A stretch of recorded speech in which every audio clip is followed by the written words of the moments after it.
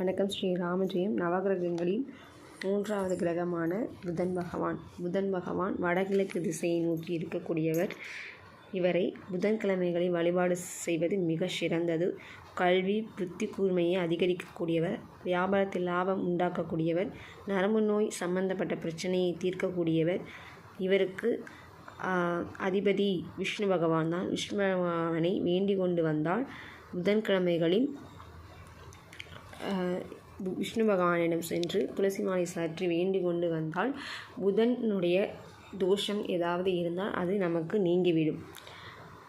படிப்பு சம்பந்தப்பட்ட பிரச்சனைகளும் நம்மிடம் இருந்த புத்தி அறிவு கம்மியாக இருந்தால் கூட அந்த சரி செய்யக்கூடியவர் தான் புதன்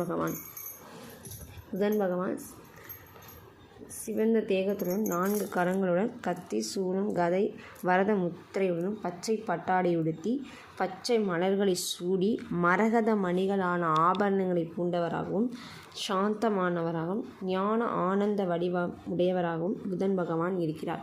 இவர் எல்லா சுபங்களையும் தரவல்லவர்.